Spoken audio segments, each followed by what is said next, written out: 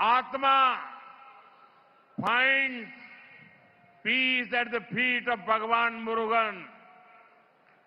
It is painful that the intensity of the DMK government led up to this. No matter what DMK does, the truth will win. Devotees of Bhagavan Murugan will win. நண்பர்களே, இங்கே வருவதற்கு முன்பாக நான் திருப்பரங்குன்றம் சென்றிருந்தேன். முதல் படை வீட்டுக்கு சொந்தக்காரன் முருகனை தரிசனம் செய்வது ஒரு தெய்வீகமான அனுபவமாக இருந்தது. நான் தமிழ்நாடு மற்றும் ஒட்டுமொத்த தேசத்தின் நல்வளத்துக்காக இறைவனிடம் இறைஞ்சினேன். அதே வேளையில் என் இதயம் கனத்தது. திரு பூர்ணச்சந்திரன் என்ற இளம் பக்தன் உயிர் தியாகம் செய்தார் என்பதை நான் நினைத்து பார்த்தேன். இன்று நான் அவருடைய மனைவி திருமதி இந்துமதி பூர்ணச்சந்திரனையும் அவர்களுடைய 2 சின்னஞ்சிறு குழந்தைகளையும் சந்தித்து வந்தேன். அவர்களுடைய தீவிரமான துக்கத்தை என்னால் உணர முடிந்தது. என்னுடைய ஆழமான இரங்கலை நான் அவர்களிடம் தெரிவித்துவிட்டு வந்தேன். பூர்ணச்சந்திரன் அவர்களின் ஆன்மா அமைதியடைய நான் என் உருக்கமான பிரார்த்தனைகளை எம்பிரான் முருகனின் திருவடிகளில் அர்ப்பணம் செய்கின்றேன். ஆனால் ஒரு விஷயம், திமுக அரசாங்கத்தின் நேயமற்ற தன்மை காரணமாகவே இது நடந்திருக்கிறது என்பது வலியை ஏற்படுத்துகின்றது. திமுக என்ன வேண்டுமானாலும் செய்துவிட்டு போகட்டும், ஆனால் இறுதியிலே வாய்மையே வெல்லும்.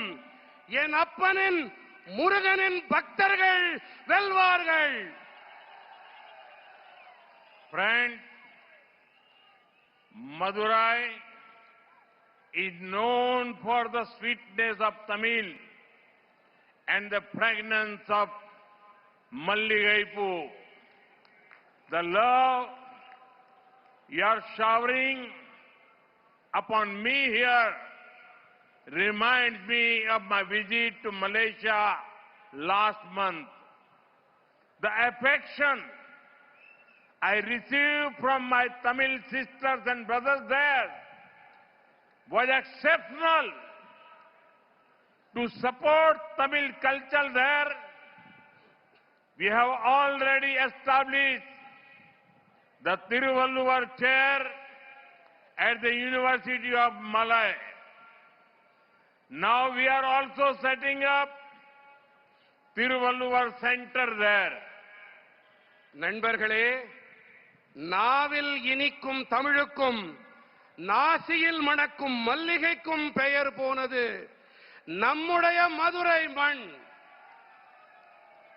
எனதருமை மதுரை சொந்தங்களே, நீங்கள் இங்கே என் மீது பொழிகின்ற இந்த பேரன்பு மலேசியாவிற்கு நான் கடந்த மாதம் சென்றிருந்ததை எனக்கு நினைவூட்டுகின்றது. அங்கே மலேசியாவிலே என் மீது பொழிந்த நேசம், பாசம், அன்பும் ஆதரவும் அபூர்வமானவை. தமிழ் கலாச்சாரத்தை அங்கே ஆதரிக்க வேண்டி ஏற்கனவே மலாயா பல்கலைக்கழகத்திலே திருவள்ளுவர் இருக்கை ஒன்றை நாங்கள் ஏற்படுத்தி இருக்கின்றோம். இப்போது அங்கே திருவள்ளுவர் மையம் ஒன்றையும் நாங்கள் அமைத்து வருகின்றோம். Friends, some people are dreaming of returning to power in Tamil Nadu. But when they see this massive NDA rally, their dreams will turn into nightmares. The people know that this election is a turning point for the state. I can see that Tamil Nadu has made up its mind.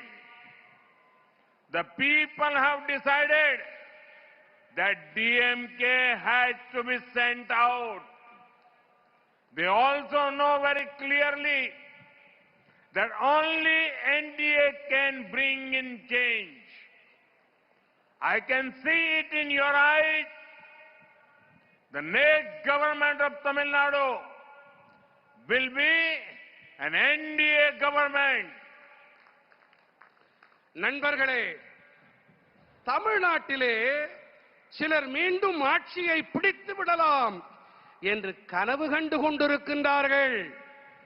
ஆனால் இங்கே திரண்டிருக்கின்ற இந்த தேசிய ஜனநாயக கூட்டணி என்டிஏவின் மாபெரும் கூட்டத்தை பார்த்த பிறகு அவர்களின் கனவுகள் எல்லாம் கற்பனை கோட்டைகளாக கானல் நீராக மாறி போய்விடும். இந்த தேர்தல் மாநிலத்திற்கு ஒரு திருப்புமுனை என்பதை மக்களாகிய நீங்கள் நன்கறிவீர்கள்.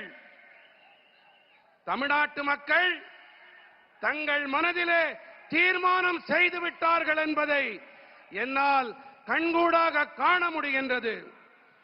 திமுக வெளியேற்றப்பட்டாக வேண்டும் என்பதை மக்கள் தீர்மானித்து விட்டார்கள். தேசிய ஜனநாயக கூட்டணி என்டிஏ மாற்றத்தை கொண்டு வர முடியும் என்பதை மக்கள் மிக நன்றாக தெளிவாக அறிவார்கள். தமிழ்நாட்டிலே அடுத்த அரசாங்கம் தேசிய ஜனநாயக கூட்டணி என்டிஏவின் அரசாங்கம்தான் என்பதை நான் உங்கள் கண்களிலே காண்கிறேன். Friends, in 2021, after 25 long years, DMK got a full majority on its own. But they did not deliver good governance. They looted the state. Further dynastic politics and ignored people's aspirations. Look at Madurai itself.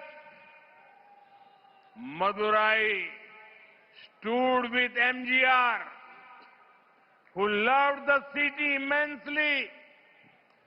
That is why DMK had never liked Madurai. DMK brought mafia-style politics to Madurai. They gave bad roads, poor drainage, and lack of waste management. They took Madurai to the bottom of national ranking in cleanliness. Even the DMK mayor of Madurai had to resign due to corruption. This is their model. Money for themselves. Problems for the people. நண்பர்களே, 2021 ஆண்டிலே 25 ஆண்டு காலம் நீண்ட காலத்திற்கு பிறகு தமிழ்நாட்டின் மக்கள் திமுகவிற்கு ஆதரவாக முழு பெரும்பான்மையை அளித்தார்கள். ஆனால் நல்லாளுகையை அவர்களால் அளிக்க முடியவில்லை. அவர்கள் மாநிலத்தை கொள்ளையடித்தார்கள். பரம்பரை அரசியலை முன்னெடுத்தார்கள். மக்களின் எதிர்பார்ப்புகளை மண்ணோடு மண்ணாக்கினார்கள். மக்களே, நீங்கள் மதுரையையே பாருங்கள். மதுரையை உயிருக்கு உயிராய் நேசித்த பொன்மனச் செம்மல் எம்ஜிஆருக்கு உறுதுணையாக உற்ற துணையாக நின்றது மதுரை மாநகர். ஆகையால் தான் திமுகவிற்கு மதுரை என்றால் வேப்பங்காயாக இருந்து வந்திருக்கிறது. திமுக தான் மதுரைக்கு மாஃபியா கொள்ளை கூட்ட ரக அரசியலை அறிமுகப்படுத்தியது. அவர்கள் என்ன அளித்தார்கள்? மோசமான சாலைகள், கேவலமான கழிவுநீர் வடிகால், கழிவுப் பொருள் மேலாண்மை இல்லாமை ஆகியவற்றையே அவர்கள் அளித்தார்கள். சுத்தம், சுகாதாரம், தூய்மை தரவரிசையிலே மதுரையை தரைமட்ட அளவிற்கு கொண்டு போனார்கள். ஊழல் காரணமாக மதுரை நகர மேயரே பதவியை துறக்க நேர்ந்தது. இதுதான் அவர்களுடைய மாடல். என்ன மாடல்? பணம் நமக்கு, பிரச்சனைகள் மக்களுக்கு. பணம்னா நமக்கு, பிரச்சனைனா மக்களுக்கு. DMK neither works for the poor nor lets others work. Let me give you an example. Under PM Awas Yojana, PMAY Rural, this came over 6 lakh houses have been completed in Tamil Nadu. These families got a home of their own and live with dignity because of this scheme. At the same time, nearly 3 lakh houses remain pending because DMK government is not conducting surveys and is delaying process. Why should lakhs of poor families suffer for DMK's petty politics? திமுக தாங்களும் ஏழைகளுக்கு பணியாற்ற மாட்டார்கள், மற்றவர்களையும் பணியாற்ற விட மாட்டார்கள். நான் உங்களுக்கு ஒரு எடுத்துக்காட்டினை அளிக்க விரும்புகின்றேன். பிரதம மந்திரி ஊரக பகுதி வீட்டு